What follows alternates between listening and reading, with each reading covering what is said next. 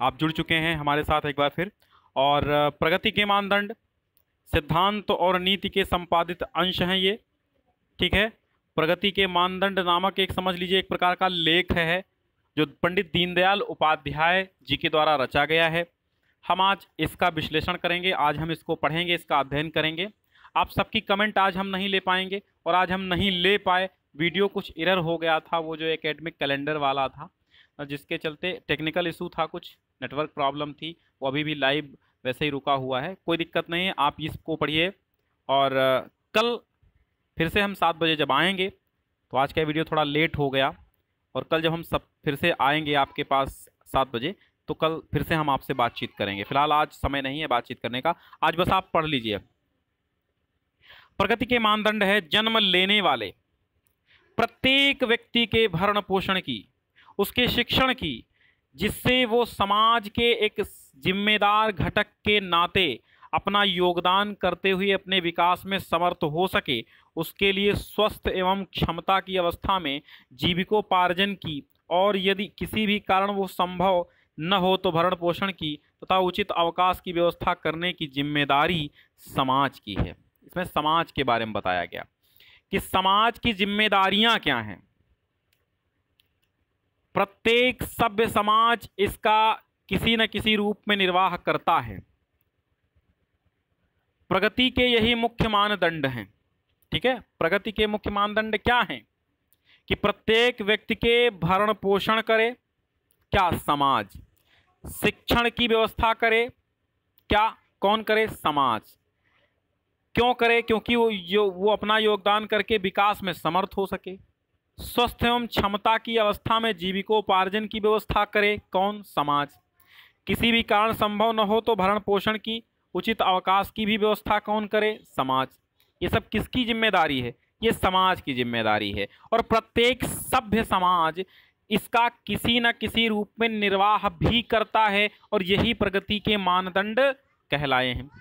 अतः न्यूनतम जीवन स्तर की गारंटी, शिक्षा, जीविकोपार्जन के लिए जीविकोपार्जन के लिए रोजगार, सामाजिक सुरक्षा और कल्याण को हमें मूलभूत अधिकार के रूप में स्वीकार करना होगा। ठीक है, प्रत्येक सभ्य समाज इसका किसी न किसी रूप में निर्वाह करता है इन सब चीजों का, लेकिन प्रगति के यही मुख्य मानदंड है। और अतः न्यूनतम जीवन स्तर की गारंटी, शिक्षा, जीविकोपार्जन के लिए रोजगार, सामाजिक सुरक्षा और कल्याण की को हमें मूलभूत अधिकार के रूप में स्वीकार करना चाहिए। हम आपको बता दें, ये सामान्य हिंदी वाले विद्यार्थियों के लिए नहीं है।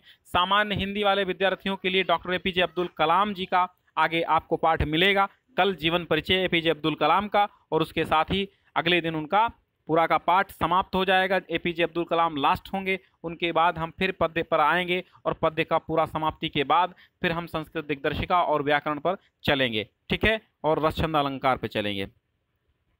कुल मिला के पूरा मैं करवा दूंगा, इसकी जिम्मेदारी मेरी है। एकात्म मानवतावाद, एकात्म मानववाद, ठीक है, उतना समझ गया आप। अब एकात्म मानववाद क्या है? हमारी संपूर्ण व्यवस्था का केंद्र मानव होना चाहिए। ठीक, मानव होना चाहिए। जो यत पिंडे तद ब्रह्मांडे, यत पिंडे तद ब्रह्मांडे, अर्थात यत माने जहां पर, जो, पिंडे माने मनुष्य या पुरुष या पिंड रूप है कोई, तद माने वही, ब्रह्मांडे माने ब्रह्मांड है। यत पिंडे तद ब्रह्मांडे, अर्थात जहां पर पुरुष है, मनुष्य है, वहीं पर ब्रह्मांड है। इसके न्याय के अनुसार समष्टि, समष्टि माने समाज का, समष्टि माने सोशल, समष्टि का जीवमान प्रतिनिधि एवं उसका उपकरण है, कौन, मानव। भौतिक उपकरण मानव के सुख के साधन हैं, साध्य नहीं। साधन और साध्य में अंतर है। साध्य माने लक्ष्य होता है, और साधन माने वे वस्तुएं जो हमें हमारे लक्ष्य को साधने में क्या सहायता करती हैं, वे साधन हैं। साध्य माने लक्ष्य। तो भौतिक उपकरण मानव के सुख के साधन हैं, लक्ष्य नहीं है, साध्य नहीं है। और जिस व्यवस्था में भिन्न रुचिलोक का विचार केवल एक औसत मानव से अथवा शरीर, मन, बुद्धि, आत्मा युक्त अनेक ऐषणाओं से प्रेरित पुरुषार्थ चतुष्टशील पूर्ण मानव के स्थान पर एकांगी मानव का ही विचार किया जाए, वो अधूरी है। ठीक है, समझ में आया? मतलब ये है कि जिस व्यवस्था में भिन्न भिन्न रुचि लोग, भिन्न रुचि के लोग का मतलब है भिन्न रुचि के संसार का विचार केवल एक औसत मानव से अथवा शरीर मन बुद्धि आत्मा युक्त अनेक ऐषणा माने इच्छाओं से प्रेरित पुरुषार्थ चातुष्टशील माने धर्मार्थ काम मोक्ष 4 पुरुषार्थों से युक्त पूर्ण मानव के स्थान पर एकांगी मानव का ही विचार किया जाए वो अधूरी है। हमारा आधार एकात्म मानव है जो अनेक एकात्म मानववाद इंटीग्रल ह्यूमनिज्म के आधार पर हमें जीवन की सभी व्यवस्थाओं का विकास करना होगा। ठीक है, पाठ पढ़ लेते हैं, फिर हम इसके गद्यांशों पर आधारित प्रश्नोत्तर करेंगे। आह्वान क्या है? आह्वान ये है कि भारत के अधिकांश राजनीतिक दल पाश्चात्य विचारों को लेकर ही चलते हैं। वे वहाँ किसी न किसी राजनीतिक विचारधारा से संबंध एवं वहाँ के दलों की अनुकृति मात्र हैं। ठीक है, वे भारत की मनीषा को पूर्ण नहीं कर सकते और न चौराहे पर खड़े विश्वमानों का मार्ग दर्शन कर सकते हैं। भारतीय संस्कृति के प्रति निष्ठा लेकर चलने वाले भी कुछ राजनीतिक दल हैं, किंतु वे भारतीय संस्कृति की सनातनता को उसकी गतिहीनता समझ बैठे हैं। इसलिए बीते युग की रूढ़ियों अथवा यथास्थिति का समर्थन करते हैं। संस्कृति के क्रांतिकारी तत्व की ओर उनकी दृष्टि नहीं जाती। वास्तव में समाज में प्रचलित अनेक कुरीतियां जैसे छुआछूत, जाति भेद, दहेज, मृत्यु भोज, नारी अवमानना आदि भारतीय संस्कृति और समाज के स्वास्थ्य के सूचक नहीं बल्कि रोग के लक्षण होते हैं। भारत के अनेक महापुरुष जिनकी भारतीय परंपरा और संस्कृति के प्रति अनन्य निष्ठा थी, इन बुराइयों के विरुद्ध लड़े। आज के अनेक आर्थिक और सामाजिक विधानों की हम जांच करें तो पता चलेगा कि हमारी सांस्कृतिक चेतना के क्षीण होने के कारण युगानुकूल परिवर्तन और परिवर्धन की कमी से बनी हुई रूढ़ियाँ, परकीयों के साथ संघर्ष की परिस्थिति से उत्पन्न मांग को पूरा करने के लिए अपनाए गए उपाय अथवा परकीयों द्वारा थोपी गई या उनका अनुकरण कर स्वीकार की गई व्यवस्थाएं मात्र हैं। भारतीय संस्कृति के नाम पर उन्हें जिंदा रखा जा सकता है। एकात्म मानव विचार भारतीय और भारत बाह्य सभी चिंताधाराओं का सम्यक आकलन करके चलता है, उनकी शक्ति और दुर्बलताओं को भी परखता है और एक ऐसा मार्ग प्रशस्त करता है जो मानव को अब तक के उसके चिंतन, अनुभव और उपलब्धि की मंजिल से आगे बढ़ा सके। पाश्चात्य जगत ने भौतिक उन्नति तो की, किंतु उसकी आध्यात्मिक अनुभूति पिछड़ गई। भारत भौतिक दृष्टि से पिछड़ गया और इसलिए उसकी आध्यात्मिकता शब्द मात्र रह गई। ना अयम आत्मा बलहीनेन लभ्यः, अशक्त आत्मा अनुभूति नहीं कर सकता। न अयम आत्मा बलहीनेन लभ्यः। ठीक है, बलहीनेन माने जो बलहीन होता है, लभ्या माने नहीं प्राप्त कर सकता, अयम आत्मा माने ये आत्मा, ना माने नहीं, अयम माने ये, आत्मा माने आत्मा, बलहीनेन माने बलहीन के द्वारा, लभ्या माने प्राप्त की जा सकती है। अर्थात अशक्त आत्मानुभूति नहीं कर सकता है। बिना अभ्युदय के निश्रेयस की सिद्धि नहीं होती। अतः आवश्यक है कि बलम उपास्य के आदेश के अनुसार, ठीक है, बलम उपास्य अर्थात बल ही उपासना है, बल ही पूजा है, हम बल संवर्धन करें, अभ्युदय के लिए प्रयत्नशील रहें, जिससे अपने रोगों को दूर कर स्वास्थ्य लाभ कर सकें तथा विश्व के लिए भार न बनकर उसकी प्रगति में बाधक, साधक और सहायक हो सकें। सिद्धांत और नीति से लिया गया है। अब इसके हम गद्यांश देख लेते हैं फटाफट। ठीक है, बहुत अच्छे से समझिएगा, मोस्ट इम्पॉर्टेंट है इसलिए क्योंकि कठिन पाठ आपको लग रहा है, लेकिन कठिन नहीं है, मैं इसको सरल बनाता हूँ। हमारी संपूर्ण व्यवस्था, ठीक है, का केंद्र मानव होना चाहिए, जो यत पिंडे तद ब्रह्मांडे के न्याय के अनुसार समष्टि का जीवमान प्रतिनिधि एवं उसका उपकरण है। अब यहाँ पर आपको व्याख्या करनी है तो आप लिखेंगे कि प्रस्तुत गद्यावतरण में पंडित दीनदयाल उपाध्याय जी कहते हैं कि संपूर्ण सामाजिक व्यवस्था के,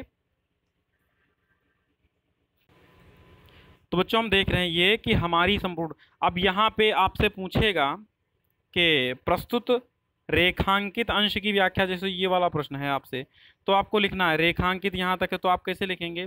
पंडित दीनदयाल उपाध्याय जी अपने लेख में कहते हैं या गद्यांश में कहते हैं कि हमारी संपूर्ण व्यवस्था का केंद्र मानव होना चाहिए, यानी संपूर्ण संपूर्ण सामाजिक, अब व्यवस्था तो उसको लिखिए, संपूर्ण सामाजिक व्यवस्था का केंद्र बिंदु मानव होना चाहिए, क्योंकि जहां मनुष्य है वहीं ब्रह्मांड है। इसके न्याय के अनुसार समाज का जीवमान प्रतिनिधि, समाज का जीता जागता प्रतिनिधि जो है वो एवं उसका उपकरण जो है वो मनुष्य है। इसलिए संपूर्ण समाज की व्यवस्था का केंद्र मानव होना चाहिए। फिर देखिए अब आगे क्या है। अब क्वेश्चन आएगा। क्वेश्चन क्या आएगा? क्वेश्चन है आपका कि उपरोक्त गद्यांश का लेखक और पाठ का नाम जानते हो। पाठ का नाम है प्रगति के मानदंड और लेखक कौन है? आपके पंडित दीनदयाल उपाध्याय। ठीक है, ये भी समझ में आ गया। लेखक के अनुसार भौतिक उपकरण मानव के लिए क्या है? भौतिक उपकरण मानव के लिए सुख के साधन हैं, साध्य नहीं है। लेखक ने संपूर्ण व्यवस्था का केंद्र किसे कहा है? तो आपने देखा मानव को कहा है। भौतिक उपकरण के विषय में लेखक के क्या विचार हैं? भौतिक उपकरण के तो मानव के सुख के साधन होते हैं, साध्य नहीं होते हैं। ठीक है, इतना विचार आप लिखिए। तो रेखांकित अंश की व्याख्या हो गई। चलिए खा वाला देख लेते हैं। इसमें क्या है? पाश्चात्य जगत ने भौतिक उन्नति तो की, किंतु उसकी आध्यात्मिक अनुभूति पिछड़ गई। पाश्चात्य जगत का मतलब आप जानते हैं, वेस्टर्न वर्ल्ड, यानी जैसे आपके जो पाश्चात्य देश हैं, अमेरिका, इंग्लैंड, रूस, जर्मनी, चीन, जापान, ये सब क्या हैं? ये पाश्चात्य देश कहलाते हैं, पाश्चात्य जगत कहलाते हैं। तो भौतिक उन्नति यानी कि फिजिकल डेवलपमेंट उनका हुआ। ठीक है, उन्होंने भौतिक उन्नति कर ली पूरा का पूरा, लेकिन आध्यात्मिक अनुभूति पिछड़ गई। भैया वो आध्यात्म को नहीं मानते हैं। तो आप लिखेंगे कि प्रस्तुत रेखांकित अंश में पंडित दीनदयाल उपाध्याय जी कहते हैं कि पाश्चात्य देशों ने ढेर सारी भौतिक उन्नति कर ली, परंतु कहीं न कहीं आध्यात्मिकता में वे पिछड़ गए और उनकी आध्यात्मिक अनुभूति भी पिछड़ गई। बस इतनी व्याख्या आप कर देंगे। अब प्रश्न क्या कहता? संदर्भ लिखिए। प्रस्तुत गद्यांश पंडित दीनदयाल उपाध्याय द्वारा रचित सिद्धांत और नीति से उद्धृत प्रगति के मानदंड नामक लेख से अवतरित है। पाश्चात्य जगत ने किस क्षेत्र में उन्नति की? भौतिक क्षेत्र में। उपरोक्त गद्यांश में किस बात को व्यक्त किया गया है? उपरोक्त गद्यांश में इस बात को व्यक्त किया गया है कि भौतिक उन्नति तो पाश्चात्य जगत ने की है और आध्यात्मिक अनुभूति पिछड़ गई है। यानी भारत भौतिक दृष्टि से पिछड़ गया और आध्यात्मिक शब्द मात्र रह गया। तो अब न अयमात्मा बलहीनेन लभ्या। ठीक है, अशक्त आत्मा अनुभूति नहीं कर सकता, तो बिना अभ्युदय के निश्रेयस की सिद्धि नहीं होती। अतः आवश्यक है कि बलम उपास्य के आदेश के अनुसार हम बल संवर्धन करें, अभ्युदय उन्नति के लिए प्रयत्नशील रहें, जिससे अपने रोगों को दूर कर स्वास्थ्य लाभ कर सकें तथा विश्व के लिए भार न बनकर उसकी प्रगति के साधक और सहायक बने। ठीक है, तो इसमें लेखक ने इस बात को व्यक्त किया है कि हम इस सृष्टि का, इस संसार का भार स्वरूप ना बन करके हम इस सृष्टि के लिए क्या बने? साधक बने। साधक प्रगति में साधक हों, प्रगति के साधक में सहायक हों, प्रगति साधक में। ठीक है, लेखक ने भारत के संदर्भ में क्या कहा? मतलब लेखक ने भारत के संदर्भ में क्या कहा है कि भारत आध्यात्मिक दृष्टि से तो आगे है, परंतु भौतिक विकास में पिछड़ गया है। रेखांकित अंश की व्याख्या कर ही दी हमने। अब देखिए, आज के अनेक आर्थिक और सामाजिक विधानों की हम जांच करें तो पता चलेगा कि वे हमारी सांस्कृतिक चेतना के क्षीण होने के कारण युगानुकूल परिवर्तन और परिवर्धन की कमी से बनी हुई रूढ़ियां, परकीयों माने दूसरों के, ठीक है, परकीयों माने दूसरों के साथ संघर्ष की परिस्थितियां से उत्पन्न मांग को पूरा करने के लिए अपनाए गए उपाय और परकीयों द्वारा थोपी गई या उनका अनुकरण कर स्वीकार की गई व्यवस्थाएं मात्र हैं। तो आप इसको बस देखो, कुछ चीज़ें ऐसी होती हैं जो व्याख्या उनकी नहीं बन पाती है। अब आप देखिए, इसको आपको बदल बदल के लिख देना है। सामाजिक विधान है, सामाजिक विधि विधान कर दीजिए। ठीक है, आर्थिक है तो धन संबंधी और सामाजिक विधान, आर्थिक और धन संबंधी बात लिख दीजिए। जांच करें मतलब जांच पड़ताल करें, तो थोड़ा सा बदल करके हम इसकी व्याख्या कर सकते हैं, कोई खास बात नहीं है। ठीक है, संदर्भ लिखना है तो वही प्रगति के मानदंड से लिया गया है, सिद्धांत और नीति के संपादित अंश से प्रगति के मानदंड से लिया गया, पंडित दीनदयाल उपाध्याय द्वारा लेख रचित है। ठीक है, रेखांकित की व्याख्या यही सेम लिख के और थोड़ा सा चेंज कर देना है आपको कि पंडित दीनदयाल उपाध्याय जी प्रस्तुत गद्यांश में कहते हैं, ऐसा करके लिख देना है। कोई खास वैसा नहीं है कि आप उसका अलग लिखें, बात तो वही पड़ेगी ना, थोड़ा सा परिवर्तन करके लिखा जाता है। भारतीय नीतियां एवं सिद्धांत किस प्रकार विदेशियों की नकल मात्र बनकर रह गए हैं। ठीक, भारतीय नीतियां एवं सिद्धांत किस प्रकार विदेशियों की नकल मात्र बनकर रह गए हैं। अब आप यहां देखो इसका उत्तर कहां से होगा, भारत की नीतियां और सिद्धांत किस प्रकार विदेशियों की नकल मात्र बनकर रह गए हैं। तो आप लिखेंगे कि भारतीय नीतियां सिद्धांत विदेशियों की नकल मात्र बनकर रह गए हैं क्योंकि विदेशियों के साथ होने वाले संघर्ष परकीय है, लिखा परकीयों माने विदेशी, विदेशियों के साथ संघर्ष की परिस्थिति से उत्पन्न मांग को पूरा करने के लिए अपनाए गए उपाय और परकीयों यानी विदेशियों द्वारा थोपी गई या उनका अनुकरण करके स्वीकार की गई व्यवस्थाएं मात्र ही हैं। ठीक है, मात्र हैं। अब क्या है, तो उनके मतलब क्योंकि विदेशियों के साथ होने वाले संघर्ष तथा उन परिस्थितियों से उत्पन्न मांग को पूरा करने के लिए अपनाए गए तरीके या तो विदेशियों द्वारा जबरदस्ती थोपे गए हैं या स्वयं हमने उनकी नकल करके नीतियां एवं सिद्धांत निर्मित कर लिए। ये पूरी बात आपको कहते हैं। समय के अनुरूप परिवर्तन एवं विकास के न होने का प्रमुख कारण क्या है। समय के साथ युगानुरूप परिवर्तन एवं विकास नहीं होने का मुख्य कारण क्या है, तो उसका मुख्य कारण हमारी प्राचीन रूढ़ियां हैं, परंपराएं हैं, कुप्रथाएं हैं। ठीक है, प्राचीन रूढ़ियां, प्रथाएं और कुप्रथाएं हैं। ठीक, यही कारण है। भारत की सांस्कृतिक चेतना के कमजोर होने का प्रमुख कारण क्या है, तो सांस्कृतिक चेतना का कमजोर होने का कारण भी वही है, क्या, प्रथाएं, रूढ़ियां, पुरानी प्रथाएं, रूढ़ियां, मान्यताएं, इसी के द्वारा हम सब पीछे चले जाते हैं। फिर जन्म लेने वाले प्रत्येक व्यक्ति के भरण पोषण की, उसके शिक्षण की, तो अब ये देखिए आ भी गया है, 19 में आया था भैया, तो इसको याद कर लेना है, आपको समझ लेना है। तो अब उपरोक्त गद्यांश का संदर्भ, प्रस्तुत गद्यांश पंडित दीनदयाल उपाध्याय द्वारा रचित सिद्धांत और नीति के संपादित अंश से प्रगति के मानदंड नामक शीर्षक लेख से उद्धृत है या अवतरित है। अब आप इसमें कहा गया है शीर्षक का नाम, लेखक का नाम, रेखांकित अंश की व्याख्या करनी है। तो जन्म लेने वाले, अब इसमें वही आप बता चुके हैं ना, एक बार व्याख्या हम बता चुके इसकी है, बता ये चुके हैं कि जन्म लेने वाले प्रत्येक व्यक्ति के भरण पोषण, शिक्षा व्यवस्था, संपूर्ण उसकी क्रियाकलापों का संपूर्ण विकास का क्रियान्वयन एक समाज के द्वारा होता है और ये समाज की जिम्मेदारी भी है कि उसकी जीविकोपार्जन का साधन भी समाज, जीविकोपार्जन के साधन को भी समाज व्यवस्था करे। ठीक है, और भरण पोषण की भी व्यवस्था करे, उचित अवकाश व्यवस्था उसकी जिम्मेदारी समाज की है। संपूर्ण दायित्व तो समाज का है कि एक मानव को निर्मित करे, उसको रोजगार दे और उसका भरण पोषण करे, उसके स्वास्थ्य की गारंटी ले, ये सब आपको इसमें लिख देना है। ठीक, लेखक की दृष्टि में सभ्य समाज के क्या दायित्व हैं, तो एक सभ्य समाज के दायित्व हैं क्या, जीवन स्तर की गारंटी, शिक्षा, जीविकोपार्जन के लिए रोजगार, सामाजिक सुरक्षा और कल्याण को ये कल्याण का की व्यवस्था करे एक सभ्य समाज। समाज का मुख्य उत्तरदायित्व क्या है, सेम टू सेम वही आंसर होगा। समाज का मुख्य दायित्व क्या है,